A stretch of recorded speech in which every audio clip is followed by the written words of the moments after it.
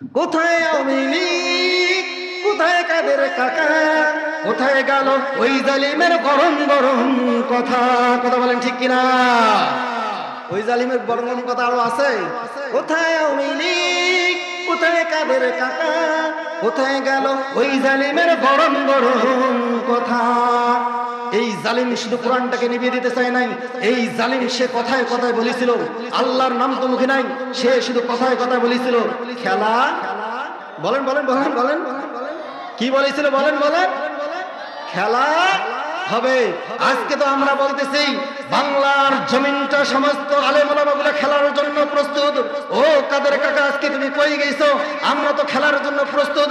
আমরা খালি মাঠে গোল দিতে চাই না, আমরা দুই পক্ষে খেলা খেলে আমরা গোল দিতে চাই। কিন্তু আমরা যখন খেলতে নামলাম, নামার পর দেখি তুমি কাদের কাকা উদাও হয়ে গেছে। কথা বলেন ঠিক কিনা? কোথায় আওয়ামী লীগ, কোথায় কাদের কাকা, কোথায় গেল ওই জালিমের গরম গরম কথা? খেলা হবে, খেলা হবে, খেলা হবে বলে কাকা গেল পালাইয়া। বলেছিল যে আমরা শেষ নবীর উম্মত হয়ে যাই, কিন্তু আল্লাহ রাব্বুল আলামিন কারো দোয়া কবুল করে নাই, শুধু একজনের দোয়া কবুল করেছে, সেটাই হচ্ছে ঈসা আলাইহিস সালাতু ওয়াস সালাম। সবাই সুবহানাল্লাহ। এ মুসলমান, সেই নবীকে নিয়ে যদি কেউ কটূক্তি করে, সেই নবীকে নিয়ে যদি কেউ বাজে মন্তব্য করে, আমরা বাংলার 18 কোটি মুসলমান আমরা আর ঘরে বসে থাকবো না। যেই সমস্ত নাস্তিকের বাচ্চাগুলো আজকে আমার নবীর কলিজায় আঘাত দিবে, সমস্ত তাওহীদি জনতা এক হয়ে মাথার পাগড়ি কোমরে বেঁধে আমরা যদি নারায়ে তাকবীর আল্লাহু আকবার বলে জমিনে নামতে পারি, এই সমস্ত নাস্তিকের বাচ্চার জায়গা বাংলার প্রান্ত হবে না। কথা বলেন ঠিক কিনা? এখান থেকে বুঝতে পারলো একজন ফেরেশতার চেয়ে দাম হলো শেষ নবীর উম্মতের বেশি। কথা বলেন ঠিক কিনা? আবার শুধু ওই একজন ফেরেশতার চেয়ে উম্মতের দাম সেটা নয় আমার প্রিয় ভাইয়েরা, একজন ফেরেশতার চেয়ে উম্মতের দাম একজন শেষ নবীর উম্মতের চেয়ে, একটা নবীর চেয়ে শেষ নবীর উম্মতের দাম বেশি। সকলে সুবহানাল্লাহ। এটাই যদি না হতো তাহলে সমস্ত নবী তাহলে আমরা সেই নবীকে ভালোবাসি কি বাসি না? আমরা ভালো কি বাসি না? আমরা সেই নবীর জন্য শুধু ভালোবাসায় না আমার প্রিয় ভাইরা, একটু জিকির করি আর সবাই একখানে বসি, তাহলে হবে। না হলে শয়তান কিন্তু মাঝখানে এসে ওয়াসওয়াসা দেওয়া শুরু করবে। লা ইলাহা ইল্লাল্লাহ, লা ইলাহা। একটু সামনে আসেন। লা ইলাহা ইল্লাল্লাহ, লা ইলাহা। এই কালিমা পড়বে যারা, এই কালিমা পড়বে যারা, ঈমান আসিবে অন্তরে। লা ইলাহা ইল্লাল্লাহ, লা ইল্লাল্লাহ, লা ইলাহা ইল্লাল্লাহু মুহাম্মাদুর রাসূলুল্লাহ। সকলে বলি সাল্লাল্লাহু আলাইহি ওয়াসাল্লাম।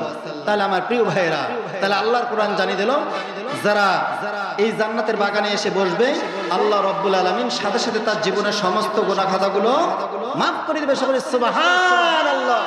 আমার প্রিয় ভাইরা, কোরআন শুধু এটাই বললো না, কোরআন সাথে সাথে জানাই দিল ইন তাজতানিবু কাবাইরা মা তুনহাউনা আনহু নুকাফির আনকুম সাইয়্যাতিকুম ওয়া নুদখিলুকুম মুদখালান কারীমা।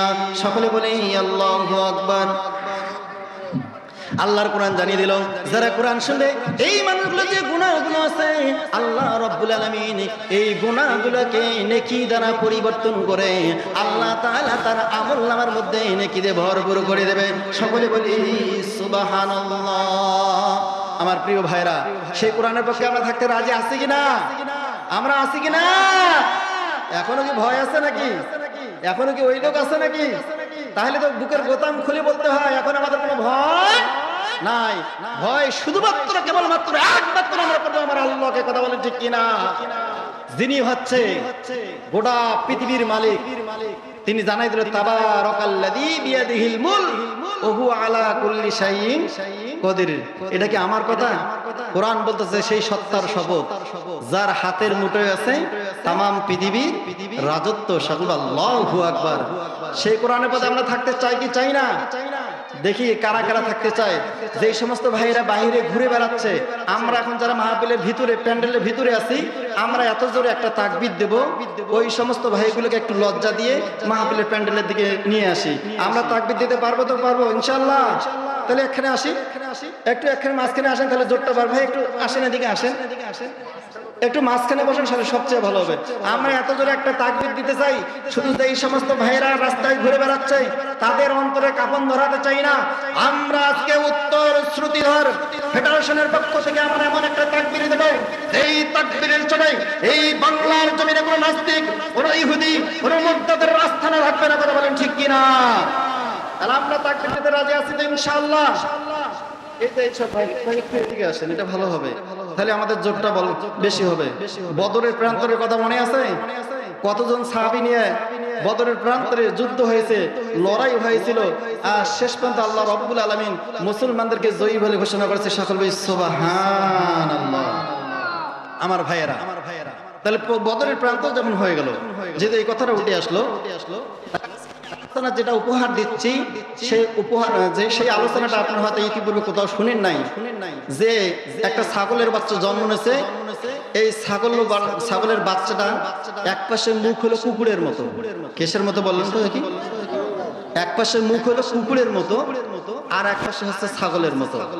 তাই ইমামে আবু হানিফাকে বলা হয়েছিল, তোমরা তো বলো যে সব সমস্যার সমাধান দিতে পারে, এই যে যারা বলে না তারা না, সমাধান কে দিতে পারে? এনাকে প্রশ্ন করা হয়েছিল, আসলে এটা ছাগলের বাচ্চা না কুকুরের বাচ্চা? কোরআন দিয়ে সমাধান দিতে হবে। আর আপনি নিয়ত করছি ইনশাআল্লাহ, যতটুকু সময় আছে ইনশাআল্লাহ কোরআন দিয়ে সমাধান দেব, আসলে এটা ছাগলের বাচ্চা না কুকুরের বাচ্চা। ইনশাআল্লাহ শুনতে রাজি আছেন কিনা? ইনশাআল্লাহ। যে সমস্ত ভাইরা এখনো ঘুরে বেড়াচ্ছেন, আমি আপনাদেরকে আহ্বান করতেছি, আপনার প্যান্ডেলের দিকে চলে আসেন, কারণ এখানে আসলেই জীবনের গুনাহ মাফ। সকলে সুবহানাল্লাহ।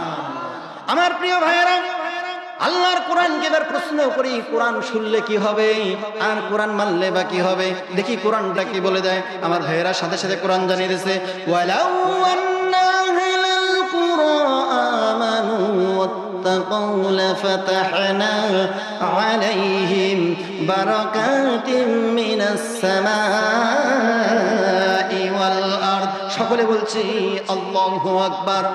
আমার প্রিয় ভাইয়েরা, আল্লাহর কোরআন সাথে সাথে অ্যানসার দিয়ে দিল, যদি তোমরা কোরআন শোনো, কোরআন মানো, কোরআন অনুযায়ী তোমার জীবনকে সেটিং ফিটিং করো, তাহলে আমরা আল্লাহর কোরআন জানিয়ে দিল, আসমানের যতগুলো দরজা আছে রহমতের, জমিনের মধ্যে আল্লাহ রাব্বুল আলামিন যতগুলো রহমতের দরজা রেখেছে, ওই ব্যক্তিদের জন্য সমস্ত রহমতের দরজাগুলো আল্লাহ তাআলা খুলে দিয়ে দেয়। সকলে বলি সুবহানাল্লাহ।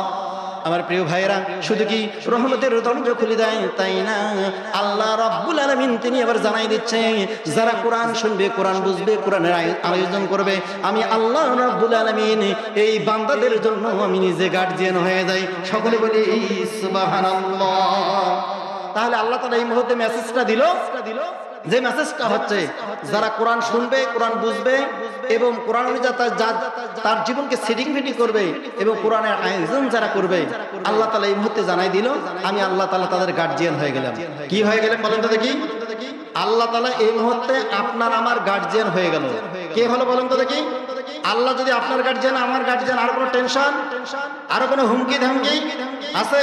তাহলে আমরা তো এখান থেকে বলতে পারি যে আল্লাহ যদি আজকে আমাদের গার্জিয়ান হয়ে যায়, তাহলে আমার তো মনে হয় এই বাংলার জমিনে কোনো আইফেল, এই বাংলার জমিনে কোনো মেশিন গান, এই বাংলার জমিনে কোনো পিস্তল আমাদেরকে কোনো ক্ষতি করতে পারবে না। কারণ আমরা দেখে দিয়েছি 24 সালের 5ই আগস্ট রংপুরের এক ছেলে কৃতি সন্তান, যার নাম হচ্ছে আবু সাইদ, আজকে এই আবু সাইদের কারণে গোটা বাংলাদেশ থেকে আজকে গোটা পৃথিবী চেনে। কথা বলেন ঠিক কিনা আমার প্রিয় ভাইরা? তাহলে আমাদের শরীরে তো এখন বইতেছে কার রক্ত? আবু শহীদের রক্ত। বলেন তো আবু শহীদের রক্ত আমাদের শরীরে এখন আছে কিনা? কারণ ওই জায়গা থেকে শিক্ষা গ্রহণ করতে হবে। আবু সাইদ রংপুরের মধ্যে দেখিয়ে দিল, আমি গুলির সামনে কখনো নত হব না, কোনো পিস্তলের সামনে কোনো নত হব না, কোনো রাইফেলের সামনে আমি কোনো নত হব না। আবু সাইদ যেরকম করে বুক টান টান করে গুলির সামনে সে নিজের জীবনটাকে বিলিয়ে দিল, আজকে আপনাকে আমাকে যদি কোরআনের জন্য জীবন দেওয়া লাগে, আমরা কারা কারা রাজি আছি? দু হাত তুলে আমি আল্লাহ তাআলাকে দেখাই, লিল্লাহি তাকবীর, নারায়ে তাকবীর। আল কোরআনের আলো, আল হাদিসের আলো। এইরকম তাকবীর দিলে হবে না। আমরা তো বলছি তাকবীরটা দিয়ে যে সমস্ত ভাইরা বাইরে ঘোরাফেরা করতেছে তাদের অন্তরে কম্পন ধরাতে চাই। তাহলে আমরা একটা জোরে তাকবীর দিতে চাই কি চাই না? দেখি এবার কে জোরে তাকবীর দিতে পারে। ওমরের ভূমিকা পালন করব। এই নারায়ে তাকবীর আল্লাহু আকবারকে নিয়ে বাংলাদেশের এক মন্ত্রী বলল, এই নারায়ে তাকবীর আল্লাহু আকবার হচ্ছে, এটা হচ্ছে যারা জামাত করে তাদেরই শুধু তাকবীর। সকলে বলি নাউজুবিল্লাহ। ওমর রাদিয়াল্লাহু তাআলা আনহু যখন ইসলামের ছায়াতলে আসলো, তিনি যখন ছায়াতলে আসার পর বলল, এখন আর গোপনে কোনো ইসলাম প্রচার হবে না, এখন ইসলাম প্রচার হবে গোপনে। তখন তিনি সাথে সাথে একটা তাকবীর দিয়েছে, যেই তাকবীরটার নাম হচ্ছে নারায়ে তাকবীর। কি বলেন তো দেখি? নারায়ে তাকবীর। যখন ওমর রাদিয়াল্লাহু তাআলা আনহু তাকবীর দিল, তাকবীরের চোটের কারণে ওই জায়গায় কোন নাস্তিক ইহুদি মুরতাদ যারা আছে কথা বলার সাহস পায় নাই। কথা বলেন ঠিক কি না আমার প্রিয় ভাইয়েরা? কারণ ওমরের তাকবীরের চোটে যখন কোরআনের রাজ কায়েম হয়ে গেল, ঠিক একই অবস্থায় এই আল্লাহর কোরআনকে প্রতিষ্ঠা করার জন্য চেষ্টা করেছিল ফেরাউন। আবার সে বাধা করেছিল। আবার যখন আল্লাহর কোরআনটাকে প্রতিষ্ঠা, আল্লাহর দ্বীনকে প্রতিষ্ঠিত করার জন্য যখন মুসা আলাইহিস সালাম চেষ্টা করেছে, তখন আরেকটা দল কিন্তু দাঁড়াইছিল। তার নাম হচ্ছে কি বলেন তো? ফেরাউন। আচ্ছা বলেন, জয়ীটা কে হয়েছে? জয়ী কে হয়েছে? হযরতে মুসা আলাইহিস সালাম যখন ইব্রাহিম আলাইহিস সালাম আল্লাহর দ্বীনকে প্রতিষ্ঠিত করতে চাইলেন, এই মুহূর্তে আবার এই সময়ের মধ্যে নমরুদ কি করলো? বাধাগ্রস্ত করলো। আমার প্রিয় ভাইরা, আচ্ছা বলেন তো নমরুদ কি সফল হয়েছে? নমরুদ সফল হয়েছে? তাহলে আপনারা তো সাক্ষী দিলেন যে নমরুদ যখন চেষ্টা করলো ইব্রাহিমের দ্বীনটাকে নিভিয়ে দেওয়ার জন্য, সে ব্যর্থ হয়ে গেল। ঠিক একই অবস্থায় ফেরাউন যখন মুসা আলাইহিস সালামের দ্বীনটাকে ডুবিয়ে দেওয়ার ষড়যন্ত্র করলো, ঠিক একই অবস্থায় ফেরাউন ব্যর্থ হয়ে গেল। ঠিক আবারও যখন আবু জেহেল আমাদের দ্বীন নবী সাল্লাল্লাহু আলাইহি ওয়াসাল্লামের দ্বীনটাকে নিভিয়ে দেওয়ার জন্য চেষ্টা করলো, ষড়যন্ত্র করলো, সে যখন ব্যর্থ হয়ে গেল। এই বাংলার জমিনে যখন কোরআনের আইন বাস্তবায়ন করার জন্য যখন সমস্ত তাওহীদি জনতা এক হয়েছিল, এই সময়ে কিছু জালিমের নেতাগুলো এরাও চেয়েছে যে আল্লাহর কোরআনকে প্রতিষ্ঠিত করা যাবে না। কথা বলেন ঠিক কি না? আমরা বলতে চাই ওই জায়গা থেকে শিক্ষা গ্রহণ করো। নমরুদ সফল হয় নাই, ফেরাউন সফল হয় নাই, আবু জেহেল ব্যর্থ হয়েছে। যারা বাংলার জমিনে কোরআনটাকে নিভিয়ে দেওয়ার ষড়যন্ত্র করেছিল, এরাও সফল হয় নাই। এদের জায়গা হয়েছে ভারতের জমিনে। কথা বলেন ঠিক কি না?